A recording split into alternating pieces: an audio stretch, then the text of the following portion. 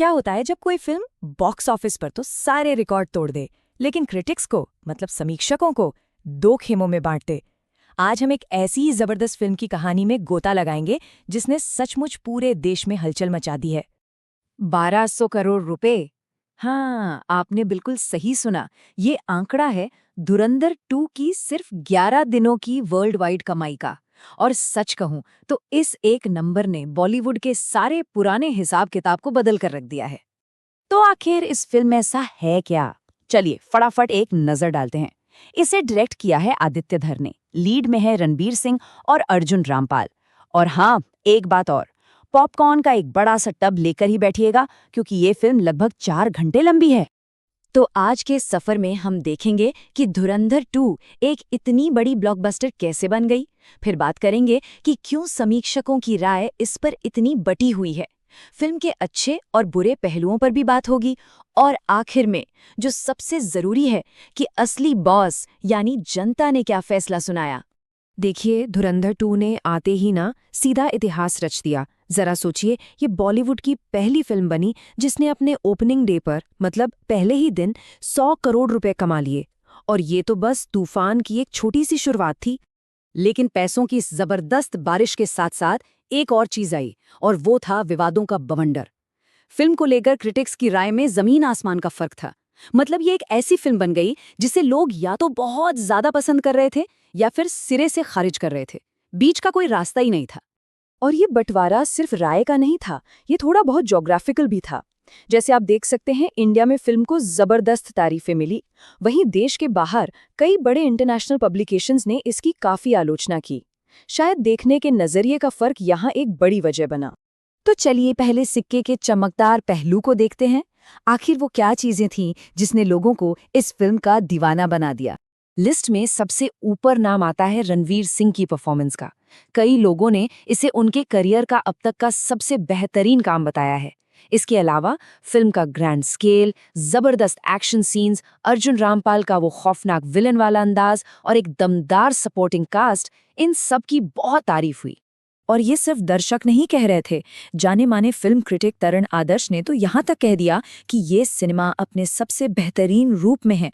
ये एक बहुत बड़ी बात है और दिखाता है कि फिल्म टेक्निकली कितनी पावरफुल थी। रणवीर सिंह के किरदार के बारे में खास तौर पे ये कहा गया कि उन्होंने एक ही कैरेक्टर में जबरदस्त गुस्सा भी दिखाया और एक तरह की नरमी भी। और शायद यही वो बात थी जो लोगों के दिल को छू गई और उस किरदार को इतना यादगार बना दिया। ठीक है, तो अब सिक्के का दूसरा पहलू देखने का वक्त है। वो कौन सी वजहें थीं जिनके चलते ये फिल्म इतनी ज्यादा विवादों में घिर गई। पहली और सबसे बड़ी शिकायत थी इसकी लंबाई, लगभग 4 घंटे। बहुत से लोगों ने कहा कि फिल्म बहुत धीमी है और देखते देखते थका देती है। इसके बाद फिल्म में जो हिंसा दिखाई गई उस पर भी सवाल उठे। कुछ ने कहा कि ये जरूरत से ज्यादा है। और सबसे बड़ा विवाद खड़ा हुआ फिल्म के राजनीतिक मैसेज पर, जिसे कई लोगों ने एक तरफा प्रचार या प्रोपेगेंडा का नाम दिया।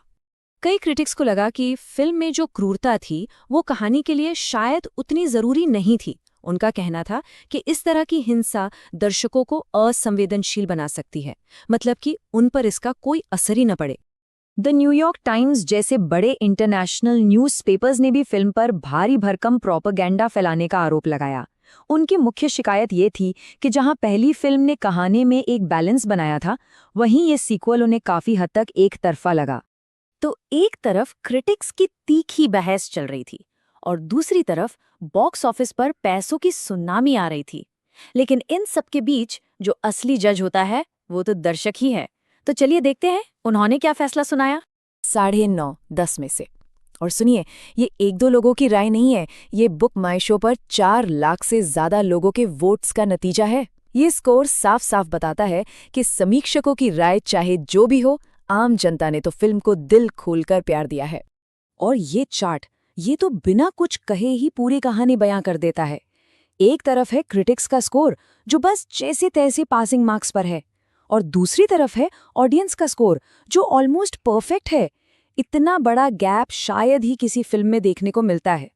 तो इससे हम क्या समझते हैं? शायद यही कि जब एक आम इंसान टिकट खरीदकर थिएटर में जाता है तो उसके लिए एक जबरदस्त एक्सपीरियंस, वो इमोशनल हाई और कहानी से जुड़ाव सबसे ज्यादा मैटर करता है। क्रिटिक्स की जो टेक्निकल बातें हैं या राजनीतिक बहस है वो शायद उनके लिए उतनी ज़रूरी नहीं थी। और ये पूरी कहानी हमें एक बहुत ही बड़े सवाल पर लाकर छोड़ देती है। आज के दौर में एक महान फिल्म की असली परिभाषा क्या है? क्या वो फिल्म महान है जिसे समीक्षक पसंद करें, या वो जिसे दर्शक अपना बेशुमार प्यार दे? सोचिएगा ज़रूर इस बारे में।